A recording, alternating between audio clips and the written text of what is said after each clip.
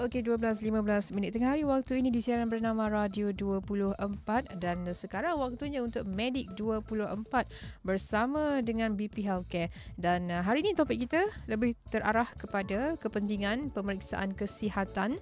Kalau anda ada sebarang soalan, anda boleh ajukan kepada kami 0326927939 dan juga boleh anda bersama dengan kami juga di Facebook cariannya bernama Radio 24. Dan tetamu kita hari ini Dr. Tan Kia Jin merupakan pegawai perubatan dari BP Healthcare sendiri. Selamat datang ke bernama Radio 24. Selamat tengah hari. Ya, okey, baik. Sekarang ni berkaitan dengan kepentingan pemeriksaan kesihatan. Ramai mungkin yang tak ambil berat juga lah tentang perkara ini kan. Dah tahu sakit, baru nak pergi ke hospital, baru nak tahu tentang tahap kesihatan. Kita nak tahu juga, mungkin pandangan doktor sendiri, adakah dengan menjalani pemeriksaan darah dapat mengenal pasti juga tahap kesihatan kita? Sebelum saya menjawab soalan itu, mula-mula saya ingin menjelaskan apa itu pemeriksaan kesihatan. Sepatutnya pemeriksaan kesihatan yang lengkap melibatkan pelbagai jenis pemeriksaan untuk membolehkan doktor itu mengenal pasti semua faktor yang boleh mengancam kesihatan seseorang.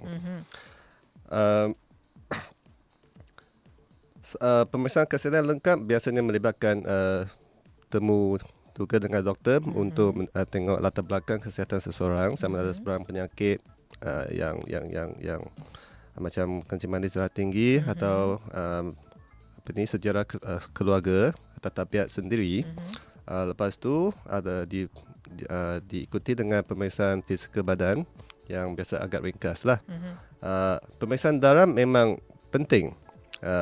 Pemeriksaan darah dan kencing tu biasa boleh membolehkan doktor itu mengenal pasti perkara yang tak dapat dia lihat dengan mata, tak dapat dengar dengan telinga atau tak dapat dirasa dengan tangan.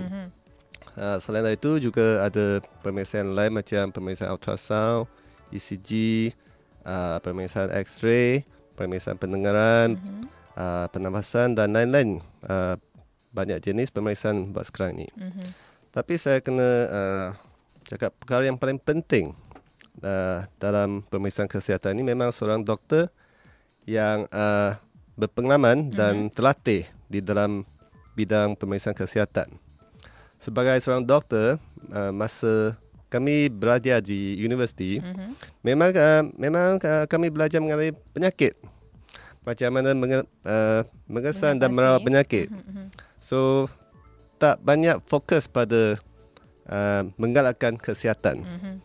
Memang ada doktor cakap patutnya Kementerian Kesihatan patut dinamakan semula Kementerian Kesakitan.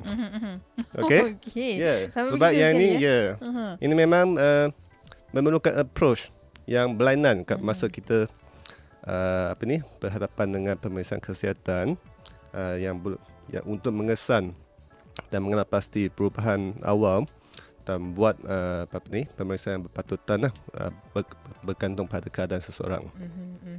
Okey, dan sekarang ni kita lihat kalau melakukan pemeriksaan kesihatan tu bila nak masuk universiti, bila nak memulakan suatu pekerjaan kan, dan difahamkan juga pada usia 30 tahun dan ke atas sahaja perlu melakukan pemeriksaan kesihatan. Adakah itu kenyataan yang betul ataupun pemeriksaan kesihatan itu harus dilakukan di setiap peringkat umur? Ya, kalau kita tengok garis panduan rasmi dari banyak dari pelbagai badan, okey, ujian saringan atau pemeriksaan kesihatan untuk penyakit-penyakit umum biasanya bermula pada lebih kurang umur 40 tahun. Tapi pada pendapat saya, garis panduan macam itu agak ketinggalan zaman untuk keadaan sekarang ini. Dengan perubahan dalam cara kehidupan dan pemakanan kami semua di zaman yang moden ini, so kejadian penyakit tertentu ini dipanggil NCD, non-communicable disease, penyakit tanpa berjangkit lah. Contohnya kencing manis, darah tinggi, masalah kolesterol. Jadi golongan penyakit ini makin meningkat.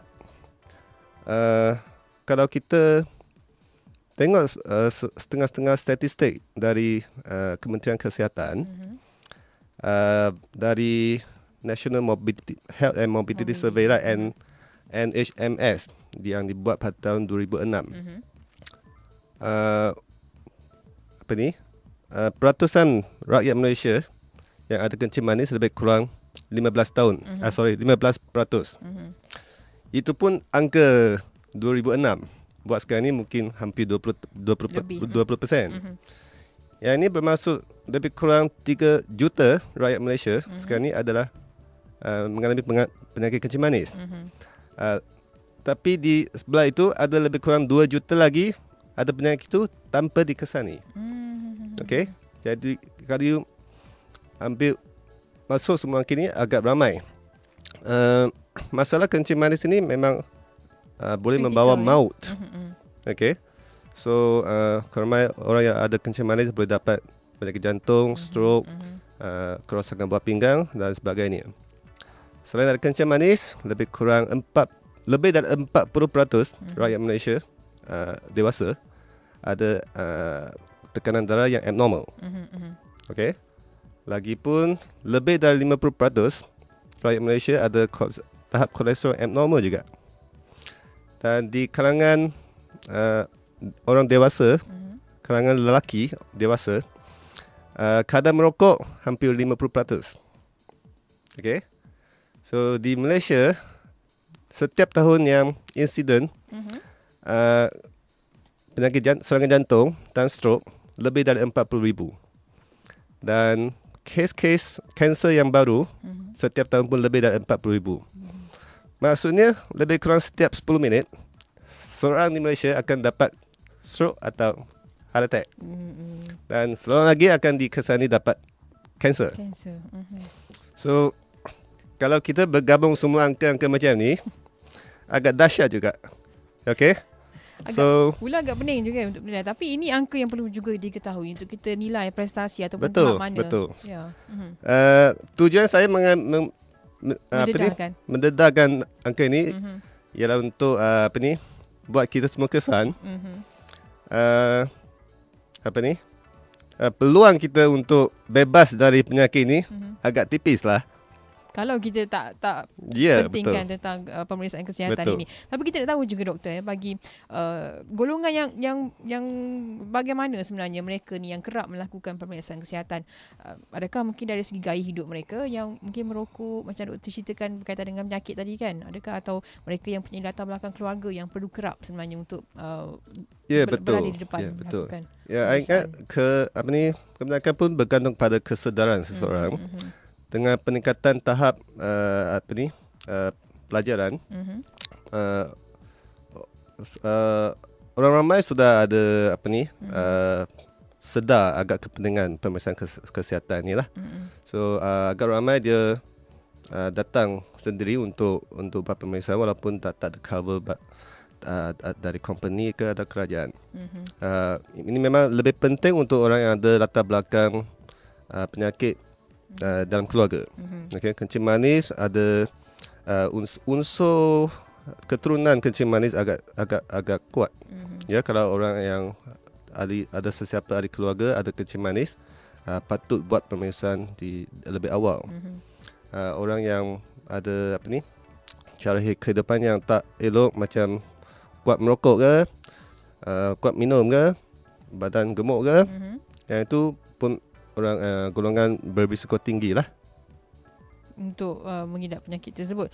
Dan doktor, ada yang kata juga tentang pemeriksaan kesihatan ni, macam tadi kita cakap tentang pemeriksaan darah kan, ada tak mungkin saluran lain juga yang dipanggil sebagai pemeriksaan kesihatan seperti pap smear, itu dikategorikan sebagai kesihatan? Saya tadi sudah cakap pemeriksaan kesihatan sepatutnya melibatkan pelbagai jenis pemeriksaan.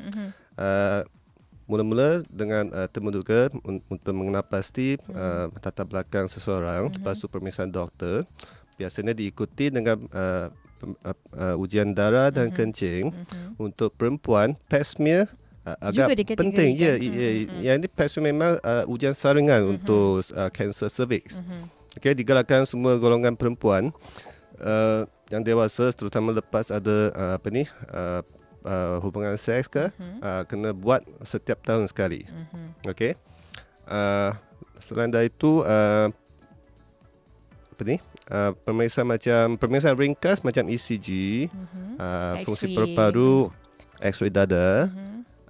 Lepas tu pemeriksaan ultrasound. Ultrasound ada banyak jenis juga. Boleh ada ultrasound untuk bahagian atas perut, untuk macam organ hati ke, budi pedu ke, pankreas, buah pinggang. Lepas tu ultrasound untuk bahagian pelvis. Untuk perempuan itu melibatkan rahim dan ovari. Untuk lelaki itu melibatkan organ prostat. Dan ultrasound untuk thyroid, untuk itu arteri karotik, yang itu boleh nampak perubahan penyumbatan salur darah peringkat awal. Dan untuk perempuan boleh juga dapatkan mammogram untuk mereka yang berumur lebih dari 40 tahun. Kalau di bawah 40 tahun boleh dapatkan ultrasound payudara juga. Dan untuk pemeriksaan penyakit jantung, biasanya melibatkan stress test, itu exercise ECG lah. Untuk yang kalau nak pemeriksaan yang lebih teliti, sekarang ni teknologi baru, CT angiogram. Itu sejenis X-ray yang special yang membolehkan doktor tengok salur darah coronary, coronary artery. Itu boleh mengesan penyakit jantung di peringkat awal. Okay, ada banyak jenis pemeriksaan yang lain juga, macam scope untuk tengok perubahan dalam usus dan perut. Jadi sebenarnya banyak cabang juga ya yang dikategorikan sebagai pemeriksaan kesihatan ini. Dan mungkin dari segi pandangan doktor sendirilah, melihat kepada kadar kesedaran dalam kalangan rakyat Malaysia terutamanya tentang pemeriksaan kesihatan ni, boleh doktor komen sedikit bagaimana kesedarannya, meningkat ataupun biasa sahaja? Kesedaran memang bergantung pada tahap pelajaran dan tahap mungkin sosioekonomi jugalah. Orang yang lebih lebih berkemampuan dan ada lebih berpengetahuan betul, dia akan lebih giat untuk datang buat pemeriksaan kesihatan. Untuk mereka yang terutama di kawasan luar bandar, yang mungkin berpendapat kurang sikit di golongan sosioekonomi yang lebih rendah sikit, tahap kesedaran itu memang tak tinggi sangat. Okey, itu dia yang berlaku waktu ini. Tapi selepas ni kita nak tahu juga mungkin segala yang ditawarkan oleh BP Healthcare sendiri selain daripada melakukan pemeriksaan kesihatan. Mungkin boleh kongsikan selepas ini. Anda boleh juga tanyakan sebarang soalan di Facebook carian yang bernama Radio 24. Kita kembali seketika nanti. Kita berehat dahulu dan teruskan anda bersama dengan kami 0326927939.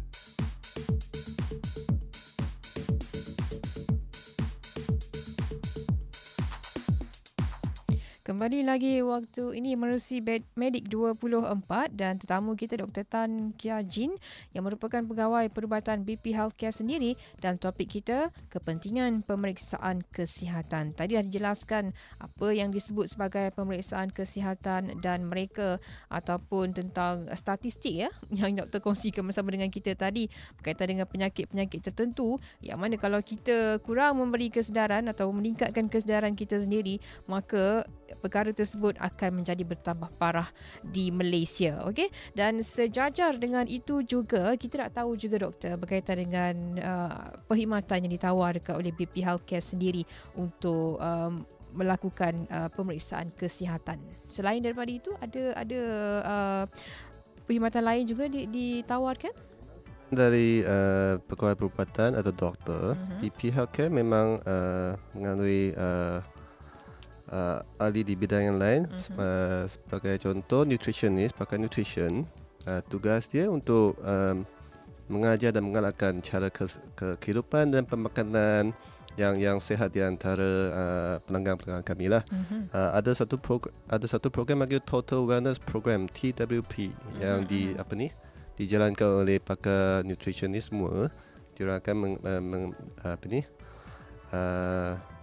guide lah yang mengajar dan monitor yang segala cara kehidupan dan pemakanan, terutama untuk mereka yang berat badan, ada masalah berat badan, untuk bantu dia balik kembali ke normal lah.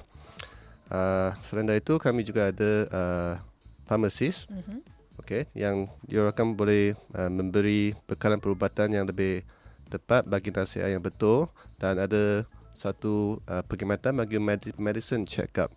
Ada ramai orang, terutama pesakit yang tengah makan ubat yang banyak jenis. Kadang dia agak mengelirukan, boleh makan ubat dengan cara yang tak betul atau salah. Yang itu mungkin jadi racun juga. So tugas dia untuk menjelaskan kesemua kegunaan dan cara pemakanan semua jenis ubat. Sesiapa pun boleh bawa ubat yang dia orang makan untuk tunjuk pada farmasis di BP Healthcare untuk mendapat perkhidmatan yang tersebut lah. Ada juga doktor pergigian untuk bagi pemeriksaan gigi dan buat sebarang perkhidmatan macam tampau atau buat cabut gigi ke, pertambalan ke, dan perkhidmatan gigi yang lain. Kami juga sekarang ni ada ramai pakar perubatan yang lain, seperti pakar ENT, telinga, hidung dan tekak, dan juga pakar skop endoskopis, boleh bagi mengadakan perkhidmatan skop, dan pakar hati, pakar hepatologis. Ingat Dr. Syed yang pernah datang di sini sebelum itu, dan ramai lagi pakar-pakar yang lain akan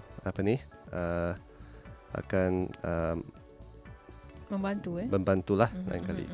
Dan berkaitan dengan pemeriksaan kesihatan ni doktor, bagi mereka yang mungkin mempunyai tahap kesihatan yang normal, yang dikatakan sebagai sihat, dan sebenarnya beberapa mungkin ada kekerapannya yang tersendirilah untuk mereka pergi lakukan pemeriksaan kesihatan. Setahun berapa kali doktor? Memang definisi pemeriksaan kesihatan atau health screening ialah pemeriksaan pada orang yang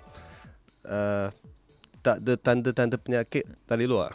Okey, maksudnya kalau orang maksudnya kalau rasa sihat juga, digalakkan supaya menjalankan pemeriksaan kesihatan kalau melebihi 40 tahun, sekurang-kurangnya setahun sekali. Kalau di bawah 40 tahun, mungkin kalau semua ni okey, setiap 2 tahun lah. Kalau dia rasa macam dia sihat, dia rasa dia sihat, tapi dalamnya tak tahu lagi ya. Tapi mungkin itulah cara yang terbaik juga. Selalu kalau kita lihat macam disebutkan juga tadilah, mereka yang tahu tentang tahap kesihatan bila nak mula bekerja kan, bila dah rasa sakit-sakit baru nak pergi. Jadi mungkin inilah saya rasa kesedaran, ataupun mungkin ada program lain yang seperti kempen dan sebagainya untuk menarik kesedaran orang ramai ini untuk memeriksa kesihatan mereka. Memang kami di BP Healthcare selalu menjalankan pelbagai jenis kempen, macam apa yang saya buat sekarang ni. Dan di program di media yang lain, TV dan kempen-kempen. Malah kami juga ada panel untuk beberapa badan berkanun macam Perkeso. Perkeso buat sekarang ni juga menggalakkan pemeriksaan kesihatan dengan bagi voucher pada ahli-ahli Perkeso untuk menjalankan pemeriksaan kesihatan untuk mereka yang berumur 40 tahun ke atas. Itu pemeriksaan yang mungkin lebih ringkas, tapi memang dia fokus untuk mengesam penyakit tak berjangkit macam kencing manis, darah tinggi, masalah kolesterol dan masalah obesiti, masalah berat badan.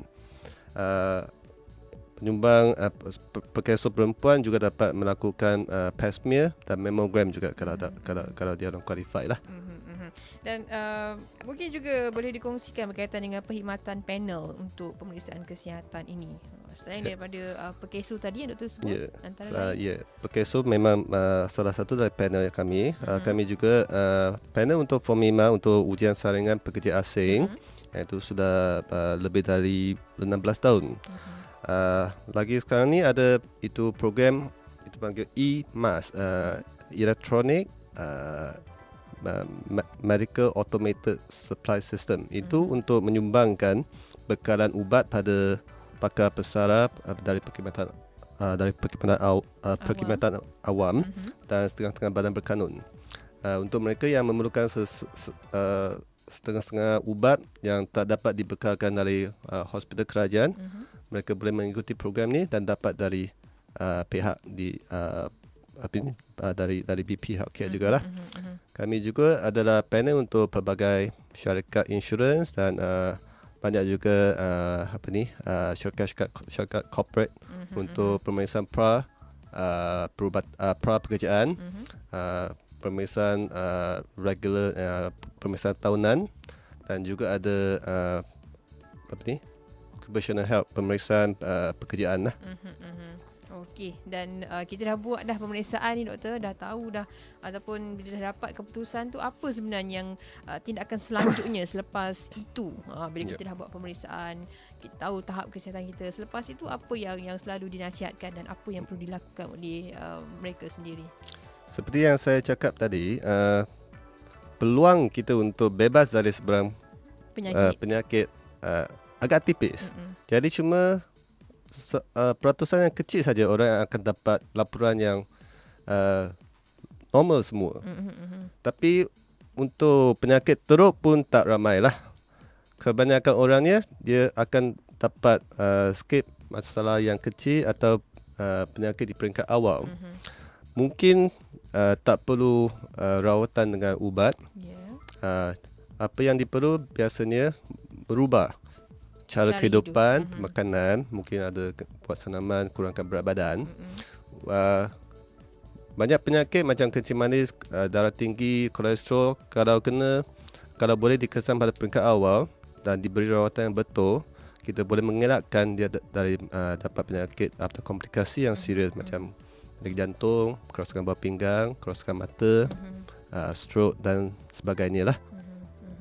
Dan kalau mereka yang normal, jangan anggap macam dah sihat, dah tak payah pergi dah buat pemeriksaan kesihatan. Perlu juga ya? Keputusan yang normal. Memang kalau kita berumur, so memang badan pun merosot lah. So, kalau you sihat sekarang tak bermaksud you akan terus sihat selama-lamanya. Yang itu pemeriksaan kesihatan memang untuk pada masa yang tertentu lah.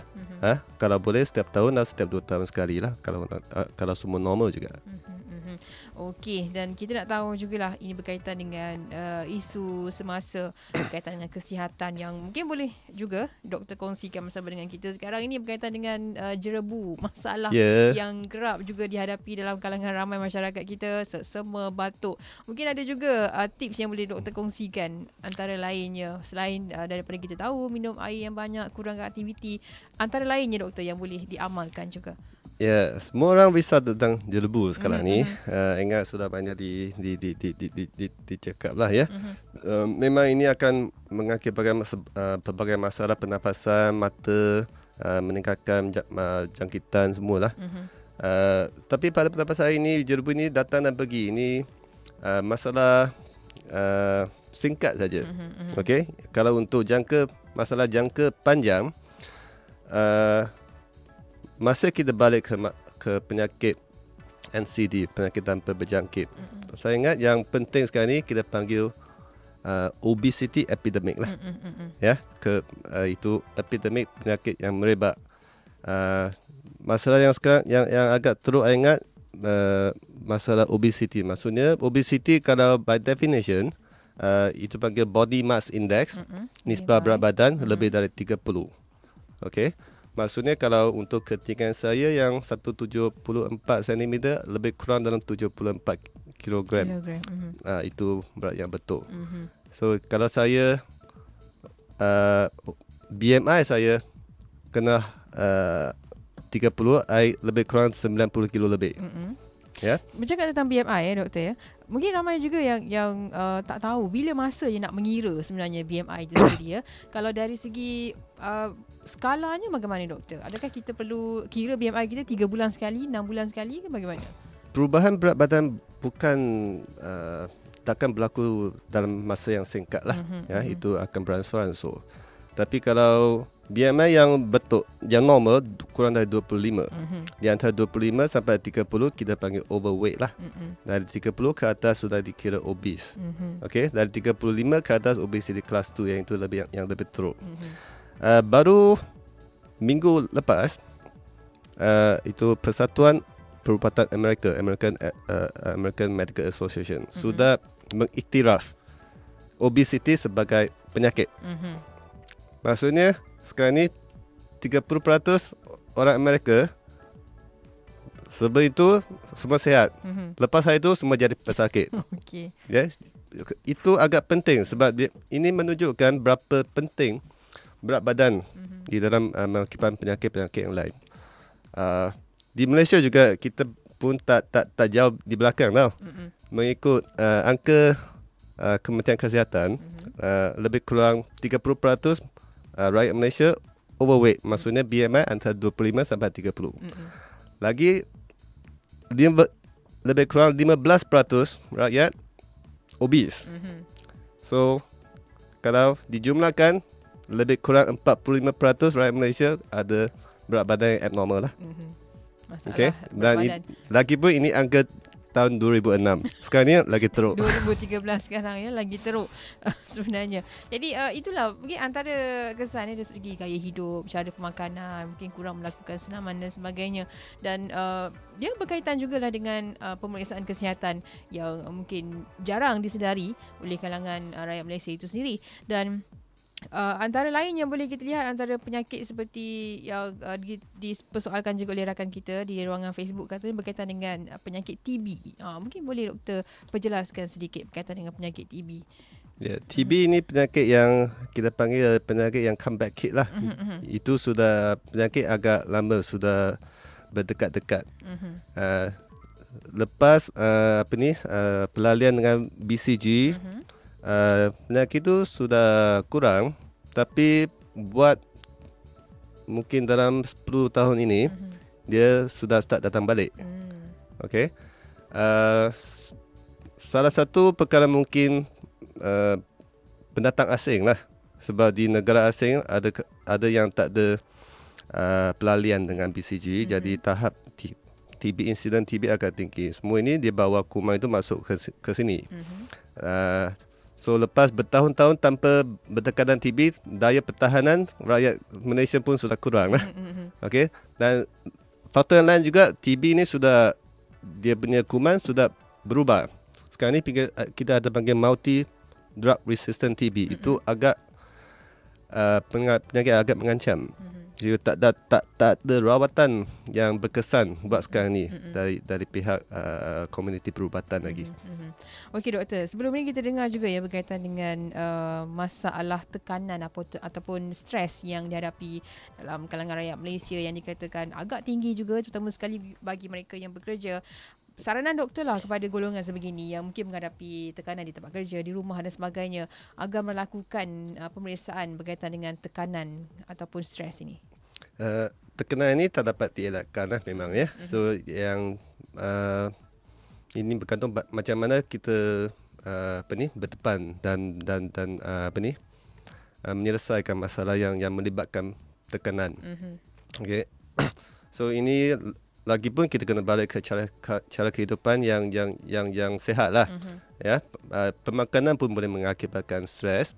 Okay, dan kena ada tabiat hidup macam exercise yang betul, mengelakkan dari merokok, minuman keras. Okay, so ada kehidupan sosial yang baik, bukan selalu pergi night club ke atau pub ke, macam itulah. Berkaitan dengan pemeriksaan tekanan darah, ini bagaimana? Sebab selalu bila dah pergi buat pemeriksaan tekanan darah, selalu tengok tekanan tu naik tinggi je macam tu kan. Jadi adakah itu punca kepada penyakit ataupun mungkinlah beberapa faktor penyakit yang secara dalamannya berlaku dalam seseorang itu? Darah tinggi ini mungkin punca dan mungkin akibat dari sesuatu penyakit lah. Ya, tekanan darah memang berubah-ubah dari masa ke masa. Dia tak tetap. Biasanya kita memerlukan pemeriksaan yang berkali ganda untuk mengenapasi seseorang itu sebagai ada darah tinggi. Okey. Tapi saya sudah cakap tadi, di kalangan rakyat Malaysia hampir 40% ada abnormal tekanan darah.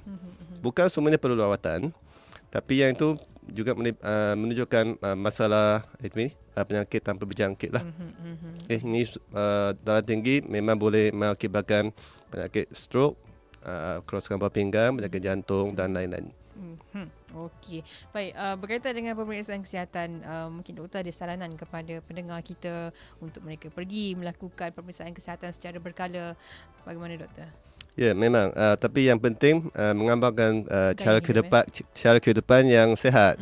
Jangan makan makanan yang selalu yang goreng-goreng ke, yang fast food ke. Okey.